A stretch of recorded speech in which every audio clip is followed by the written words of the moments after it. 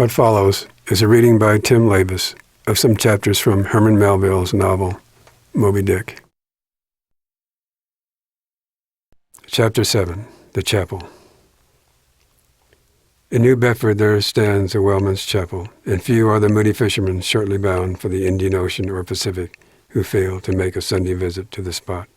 I am sure that I did not. Returning from my first morning stroll, I again sallied out upon this special errand. The sky had changed from clear sunny cold to driving sleet and mist. Wrapping myself in my shaggy jacket of the cloth bear skin, I fought my way against the stubborn storm. Entering, I found a small, scattered congregation of sailors and sailors' wives and widows. A muffled silence reigned, only broken at times by the shrieks of the storm. Each silent worshipper seemed purposely sitting apart from the other, as if each silent grief were insular and incommunicable. The chaplain had not yet arrived, and there these silent islands of men and women sat, steadfastly eyeing several marble tablets with black borders masoned into the wall on either side the pulpit. 3 of them ran something like the following, but I do not pretend to quote. Sacred to the memory of John Talbot, who at the age of 18 was lost overboard near the Isle of Desolation off Patagonia, November 1st, 1836. This tablet is erected to his memory by his sister. Sacred to the memory of Robert Long, Willis Ellery, Nathan Coleman, Walter Canny, Seth Macy, and Samuel Lee, forming one of the boat's crews of the ship Eliza, who were towed out of sight by a whale on the offshore ground of the Pacific, December 31st, 1839. This marble is here placed by their surviving shipmates. Sacred to the memory of the late Captain Ezekiel Hardy, who in the bows of his boat was killed by a sperm whale on the coast of Japan, August 3rd, 1833. This tablet is erected to his memory by his widow. Shaking off the sleet from my ice-glazed hat and jacket, I seated myself near the door and, turning sideways, was surprised to see Queequeg near me. Affected by the solemnity of the scene, there was a wondering gaze of incredulous curiosity in his countenance. This savage was the only person present who seemed to notice my entrance, because he was the only one who could not read and therefore was not reading those frigid inscriptions on the wall. Whether any of the relatives of the seamen whose names appeared there were now among the congregation, I knew not. But so many are the unrecorded accidents in the fishery, and so plainly did several women present wear the countenance, if not the trappings of some unceasing grief, that I feel sure that here before me were several those in whose unhealing hearts the sight of those bleak tablets sympathetically caused the old wounds to bleed afresh. O ye whose dead, who lie buried beneath the green grass, who standing among flowers can say, Here, here lies my beloved. Ye know not the desolation that broods in bosoms like these, what bitter blanks in those black-bordered marbles which cover no ashes, what despair in those immovable inscriptions, what deadly voids and unbidden infidelities in the lines that seem to gnaw upon all faith and refuse resurrection to the beings who have placelessly perished without a grave. As well might those tablets stand in the cave Elephanti as here. In what census of living creatures the dead of mankind included, why is it that a universal proverb says of them that they tell no tales, though containing more secrets than the Goodwin sands? How is it that to his name, who yesterday departed for the other world, we prefix so significant an infidel word, and yet do not thus entitle him if he but embarks for the remotest Indies of this living earth? Why the life insurance companies pay death forfeitures upon immortals? In what eternal unstaring paralysis and deadly hopeless trance yet lies antique Adam, who died 60 round centuries ago? How is it that we still refuse to be comforted for those who we nevertheless maintain are dwelling in unspeakable bliss? Why all the living so strive to hush all the dead? Wherefore but the rumor of a knocking in a tomb will terrify a whole city? All these things are not without their meanings. But faith, like a jackal, feeds among the tombs, and even from these dead doubts she gathers her most vital hope. It needs scarcely to be told with what feelings on the eve of a Nantucket voyage I regarded those marble tablets, and by the murky light of that dark and doleful day read the fate of the whalemen who had gone before me. Yes, Ishmael, the same fate may be thine, but somehow I grew merry again, delightful inducements to embark. Fine chance for promotion. It seems a stove bolt will make me an immortal by brevet. Yes, there is death in this business of whaling. A speechlessly quick, chaotic bundling of a man into eternity. But what then? Methinks we have hugely mistaken this matter of life and death. Methinks that what they call my shadow here on earth is my true substance. Methinks that in looking at things spiritual, we are too much like oysters observing the sun to the water and thinking that thick water the thinnest of air. Methinks my body is but the lees of my better being. In fact, take my body. Who will take it? I say it is not me, and therefore 3 cheers for Nantucket, and come a stove boat and stove body, whatever will, for stave my soul, Jove himself cannot. Chapter 8. The Pulpit. I had not been seated very long ere a man of a certain venerable robustness entered. Immediately as the storm pelted door flew back upon admitting him, a quick, regardful eyeing of him by the congregation sufficiently attested that this fine old man was a chaplain. Yes, it was the famous Father Melville, so called by the whalemen, among whom he was a very great favorite. He had been a sailor and a harpooner in his youth, but for many years past had dedicated his life to the ministry. At the time I now write of, Father Melville was in the hardy winter of a healthy old age, that sort of old age which seems merging into a second flowering youth. For among all the fissures of his wrinkles there shone certain mild gleams of newly developing bloom.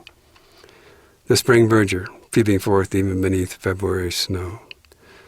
No one having previously heard his history could for the first time behold Father Melville without the utmost interest, because there were certain encrafted clerical peculiarities about him, imputable to that adventurous maritime life he had led.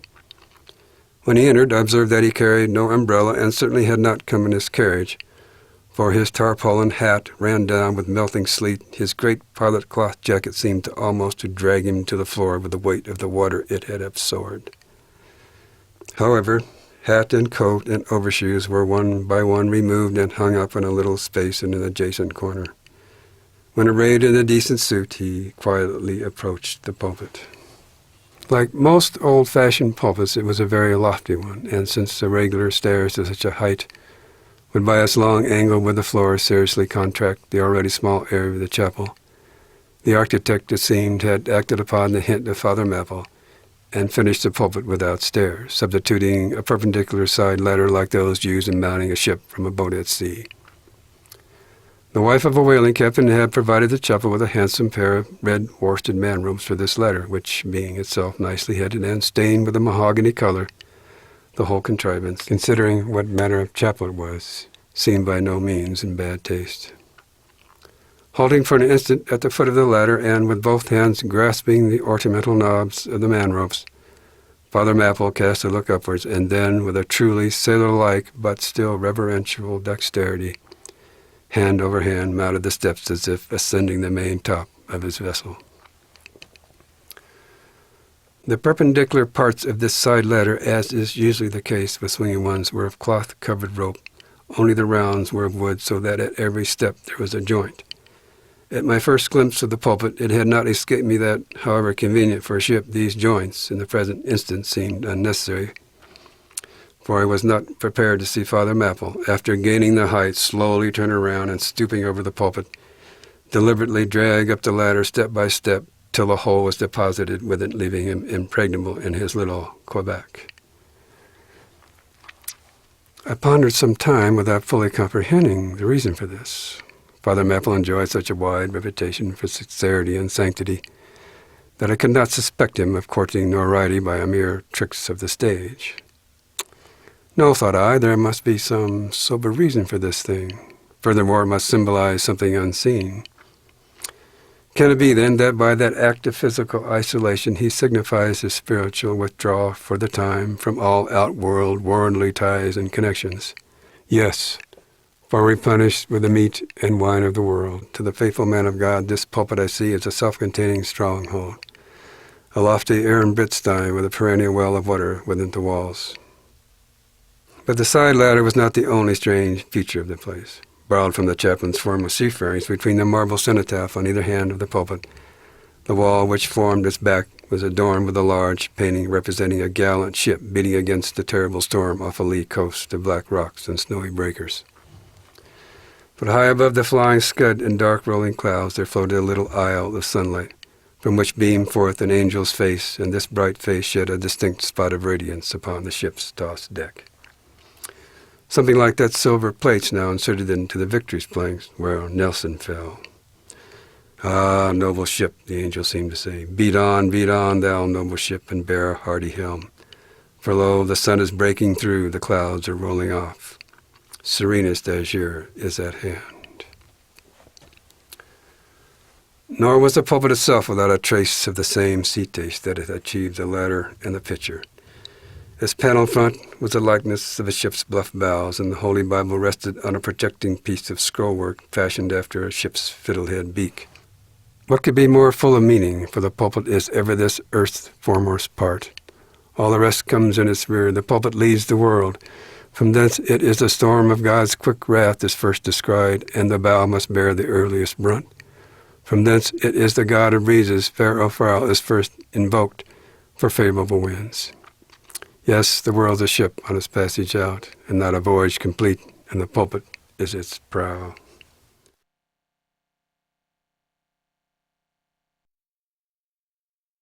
Chapter 9, The Sermon. Father Maple rose, and in a mild voice, unassuming authority, ordered the scattered people to condense. Starboard gangway there, side away to larboard. Larboard gangway to starboard, midships, midships.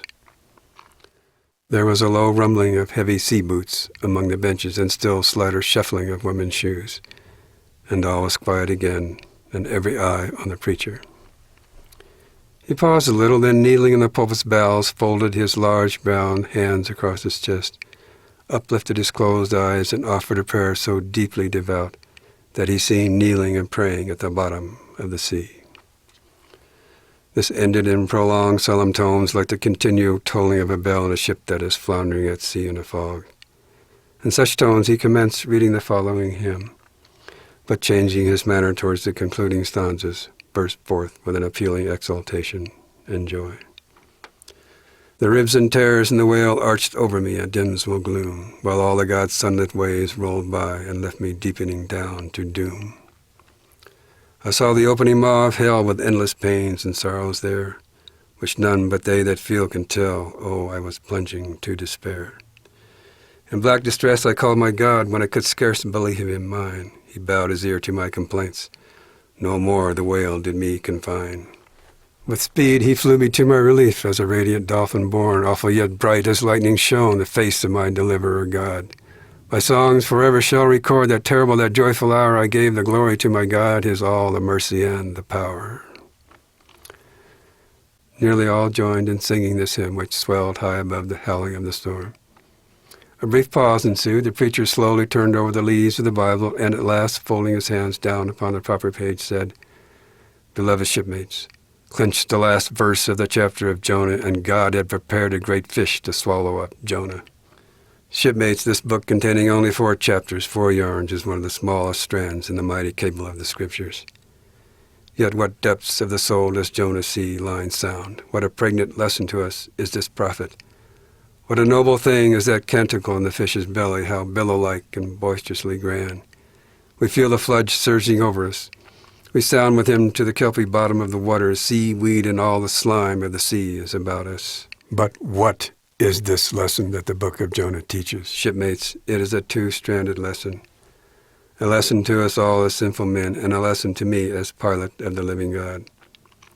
As sinful men, it is a lesson to us all because it is a story of the sin, hard-heartedness, suddenly awakened fears, the swift punishment, repentance, prayers, and finally the deliverance and joy of Jonah.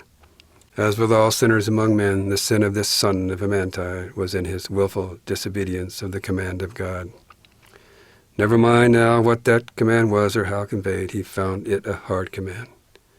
But all the things that God would have us do are hard for us to do. Remember that, and hence he oftener commands us than endeavors to persuade. And if we obey God, we must disobey ourselves, and it is in this disobeying of ourselves wherein the hardness of obeying God consists. With this sin of disobedience in him, Jonah still further flouts at God by seeking to flee from him. He thinks that a ship made by men will carry him into countries where God does not reign, but only captains of this earth. He skulks about the wharves of Joppa and seeks a ship that's bound for Tarshish. There irks perhaps an unheeded meaning here. By all accounts, Tarshish could have been no other city than the modern Cadiz. That's the opinion of learned men. And where is Cadiz, shipmates? Cadiz is in Spain, as far by water from Joppa as Jonah could possibly have sailed in those ancient days when the Atlantic was an almost unknown sea. Because Joppa, the modern Jaffa, shipmates, is on the most easterly coast of the Mediterranean. The Syrian and Tarshish, or Cadiz, more than 2,000 miles to the westward from that, just outside the Straits of Gibraltar. See ye not then, shipmates, that Jonah sought to flee worldwide from God. Miserable man, oh, most contemptible, unworthy of all scorn, with slouched hat and guilty eye, sulking from his God, prowling around the shipping like a vile burglar hastening to cross the seas. So disordered, self-condemning as that looked, that had there been policemen in those days, Jonah, on the mere suspicion of something wrong, would have been arrested ere he ever touched the deck. How plainly he's a fugitive. No baggage, not a hat box, valise, or carpet bag. No friends accompany him to the wharf with their friendly adieu. At last, after much dodging search, he finds the Tarshish ship receiving the last items of her cargo, and steps on board to see its captain in the cabin. All the sailors for the moment desist from hoisting in the goods to mark the stranger's evil eye. Jonah sees, but in vain tries to look all ease and confidence. In vain essays his wretched smile. Strong intuitions of the man assure the mariners he can be no innocent. In their gamesome but still serious way, one whispers to the other, "Jack, he's robbed a widow," or "Joe, do you mark him? He's a bigamist," or "Harry, lad, I guess he's the adulterer that broke jail in old Gomorrah," or belike one of the missing murderers from Sodom. Another runs to read the bill that's stuck against the spile upon the wharf to which the ship is moored, offering 500 gold coins for the apprehension of a parricide and containing a description of his person. He reads, looks from Jonah to the bill, while all his sympathetic shipmates now crowd around Jonah, prepared to lay their hands upon him. Frightened, Jonah trembles, and summoning all his boldness to his face, only looks so much the more a coward. He will not confess himself suspected. But that itself is strong suspicion, so he makes the best of it, and when the sailors find him not to be the man that is advertised, they let him pass, and he descends into the cabin. "Who's there?" cries the captain at his busy desk, hurriedly making out his papers for the customs. "Who's there?" Oh, how that harmless question mangles Jonah. For the instant he almost turns to flee again, but he rallies. "I seek a passage in the ship to Tarshish. How soon sail ye, sir?"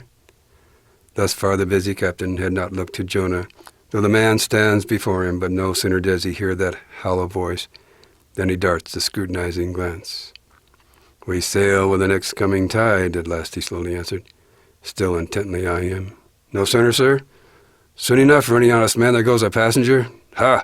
Jonah, that's another stab," but swiftly calls away the captain from that scent. "I'll sail with you," he says. "The passage money, how much is that? I'll pay now." For it is particularly written, shipmates, as if it were a thing not to be overlooked in this history, that he paid the fare thereof, ere the craft did sail, and taken with a context. This is full of meaning. Now Jonah's captain, shipmates, was one whose discernment detects crime in any, but whose cupidity exposes it only in the penniless. In this world, shipmates, sin that pays its way can travel freely and without a passport, whereas virtue, if a pauper, is stopped at all frontiers. So Jonah's captain prepared to test the length of Jonah's purse ere he judge him openly. He charges him twice the usual sum, and it's assented to. Then the captain knows that Jonah is a fugitive, but at the same time resolves to help a flight that paves its rear with gold. Yet when Jonah fairly takes out his purse, prudent suspicion still molests the captain. He rings every coin to find a counterfeit. "Not a voyager anyway," he mutters, and Jonah is put down for passage. "Point out my stateroom, sir," says Jonah now. "I'm travel-weary. I need sleep." "Thou looks like it," says the captain. "There's thy room." Jonah enters and would lock the door, but the lock contains no key. Hearing him foolishly fumbling there, the captain laughs slowly to himself and mutters something about the doors of convict cells being never allowed to be locked within. All dressed and dusty as he is, Jonah throws himself into his berth and finds the little stateroom ceiling almost resting on his forehead. The air is close, and Jonah gasps. Then in that contracted hole sunk to beneath the ship's waterline, Jonah feels a heralding presentiment of that stifling hour when the whale shall hold him in the smallest of his bowels wards. Screwed at its axis against the side, a swinging lamp slightly oscillates in Jonah's room, and the ship heeling over towards the wharf with the weight of the last bills received, the lamp, flame and all, though in slight motion, still maintains a permanent obliquity with reference to the room, though in truth infallibly straight itself.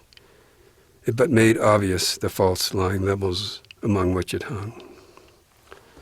The lamp alarms and frightens Jonah, lying in his berth. His tormented eyes roll around the place, and this thus far successful fugitive finds no refuge for his restless glance.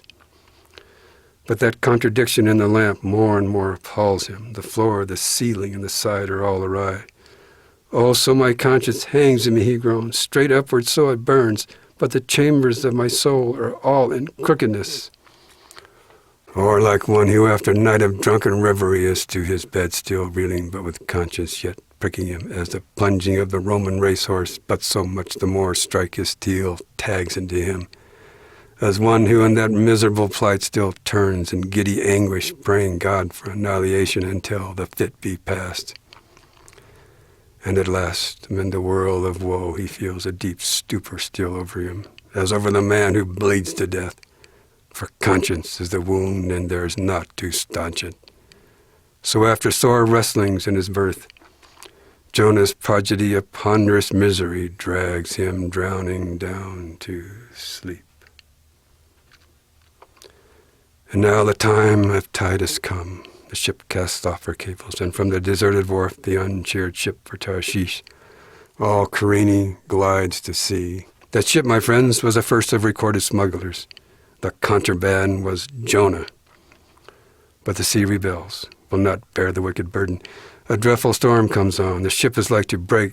But now when the boatswain calls all hands to lighten her, when the boxes, bales, and jars are clattering overboard, when the wind is shrieking and the men are yelling and every plank thunders with trampling feet right over Jonah's head, and all this trampling tumult, Jonah sleeps his hideous sleep. He sees no black sky and raging sea, feels not the reeling timbers, and little hear or heeds the far rush of the mighty whale, which even now with open mouth is cleaving the seas after him. Aye, shipmates, Jonah was gone down into the sides of the ship, a berth in the cabin as I have taken it, and was fast asleep. But the frightened master comes to him and shrieks in his dead ear, "What meanest thou, O sleeper? Arise!" Startled from his lethargy by that direful cry, Jonah staggers to his feet, and stumbling to the deck grasps a shroud to look out upon the sea, but at that moment he is sprung upon by a panther billow leaping over the bulwarks. Wave after wave thus leaps into the ship, and finding no speedy vent runs roaring fore and aft till the mariners come nigh to drowning while yet afloat. And ever as the white moon shows her affrighted face, from the steep gullies in the blackness overhead, aghast Jonah sees the rearing bowsprit pointing high upward, but soon beat downward again towards the tormented deep. Terrors upon terrors run shouting through his soul. In all his cringing attitudes, the god fugitive is now too plainly known. The sailors mark him. More and more certain grow their suspicions of him, and at last, fully to test the truth by referring the whole matter to high heaven, they fall to casting lots to see for whose cause this tempest was about them. The lot is Jonah's. That discovered, then how furiously they mob him with their questions. What is thine occupation? Whence comest thou? Thy country? What people? But mark now, my shipmates, the behavior of poor Jonah. The eager mariners but ask him who he is and where from, whereas they not only receive an answer to those questions, but likewise another answer to a question not put by them. But the unsolicited answer is forced by the hard hand of God that is upon him. I am Hebrew, he cries, and then I fear the Lord, the God of heaven, who hath made the sea and the dry land. Yeah, fear him, O Jonah. Aye, well, mightiest thou fear the Lord God then. And straightway he now goes on to make a full confession, whereupon the mariners become more and more appalled, but are still pitiful. For when Jonah, not yet supplicating God for mercy, since he but too well knew the darkness of his deserts, when wretched Jonah cries out to them to take him and cast him forth into the sea, for he knew that for his sake this great tempest was upon them, they mercifully turn from him and seek by other means to save the ship. But all in vain. The indignant gale howls louder. Then with one hand raised invokingly to God, with the other they not unreluctantly lay hold of Jonah. And now behold Jonah, taken up as an anchor and dropped into the sea, when instantly an oily calmness floats out from the east and the sea is still, as Jonah carries down the gale with him, leaving smooth water behind. He goes down in the whirling heart of such a masterless commotion that he scarce heeds the moment when he drops seething into the yawning jaws awaiting him, and the whale shoots to all his ivory teeth like so many white bolts upon his prison. Then Jonah prayed unto the Lord out of the fish's belly. But observe his prayer and learn a weighty lesson, for sinful as he is, Jonah does not weep and wail for direct deliverance. He feels that his dreadful punishment is just. He leaves all his deliverance to God, contenting himself that, despite all of his pains and pangs, he will still look towards his holy temple. And here, shipmates, is true and faithful repentance, not clamorous for pardon, but grateful for punishment. And how pleasing to God was this conduct in Jonah is shown in the eventual deliverance of him from the sea and the whale. Shipmates, I do not place Jonah before you to be copied for his sin, but I do place him before you as a model for repentance. Sin not, but if you do, take heed to repent of it like Jonah. While he was speaking these words, the howling of the shrieking, slanting storm without seemed to add new power to the preacher, who when describing Jonah's sea storm seemed tossed by a storm himself. His deep chest heaved as with a groundswell, his tossed arms seemed the warring elements at work, and the thunders that rolled away from off his swarthy brow and the light leaping from his eye made all the simple hearers look on him with a quick fear that was strange to them. There now came a lull in his look as he silently turned over the leaves of the book once more, and at last, standing motionless with closed eyes, for the moment seemed communing with God and himself. But again he leaned over towards the people and, bowing his head lowly with the aspect of the deepest, yet the manliest humility, he spoke these words. Shipmates, God has laid but one hand upon you. Both his hands press upon me. I have read ye by what murky light may be mine the lesson that Jonah teaches to all sinners, and therefore to ye and still more to me, for I am a greater sinner than ye. And now how gladly would I come down from this masthead and sit on the hatches there where you sit, and listen as you listen while some one of you reads me that other and more awful lesson, which Jonah teaches to me as a pilot of the living God. How, being an anointed pilot, prophet, or speaker of true things, and bidden by the Lord to sound those unwelcome truths to the ears of a wicked Nineveh, Jonah, appalled at the hostility he should raise, fled from his mission, and sought to escape his duty and his God by taking ship at Joppa. But God is everywhere. Tarshish he never reached, as we have seen. God came upon him in the whale and swallowed him down to living gulfs of doom, and with swift slanting tore him along into the midst of the seas, where the eddying depths sucked him 10,000 fathoms down, and the weeds were wrapped about his head, and all the watery world of woe bowled over him. Yet even then, beyond the reach of any plummet, out of the belly of hell, when the whale grounded upon the ocean's utmost bones, even then God heard the engulfed, repenting prophet when he cried. Then God spoke unto the fish, and from the shuddering cold and blackness of the sea, the whale came breaching up towards the warm and pleasant sun and all the delights of air and earth, and vomited out Jonah upon the dry land. When the word of the Lord came a second time, and Jonah bruised and beaten, his ears like two seashells still multitudinously murmuring of the ocean, Jonah did the Almighty's bidding. And what was that, shipmates? To preach the truth to the face of falsehood. That was it. This, shipmates, this is that other lesson, and woe to that pilot of the living God who slights it. Woe to him whom this world charms from gospel duty. Woe to him who seeks to pour oil upon the waters when God has brewed them into a gale. Woe to him who seeks to please rather than appall. Woe to him whose good name is more to him than goodness. Woe to him who in this world courts not dishonor. Woe to him who would not be true even though to be false were salvation. Yea, woe to him who, as the great pilot Paul has it, while preaching to others is himself a castaway. He dropped and fell away from himself for a moment. Then lifting his face to them again, showed a deep joy in his eyes as he cried out with a heavenly enthusiasm.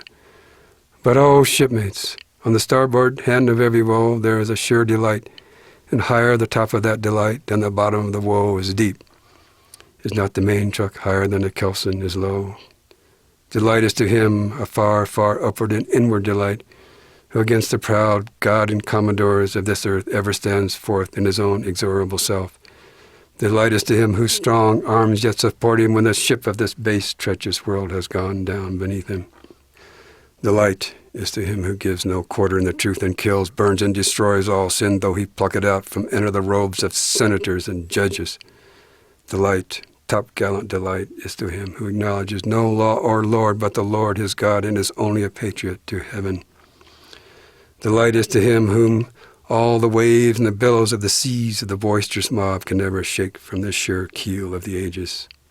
And eternal delight and deliciousness will be his who, coming to lay him down, can say with his final breath, O Father, chiefly known to me by thy rod, mortal or immortal, here I die.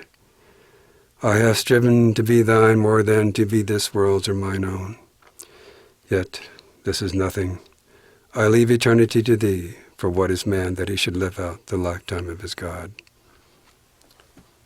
He said no more, but slowly waving a benediction, covered his face with his hands, and so remained kneeling till all the people had departed, and he was left alone in the place.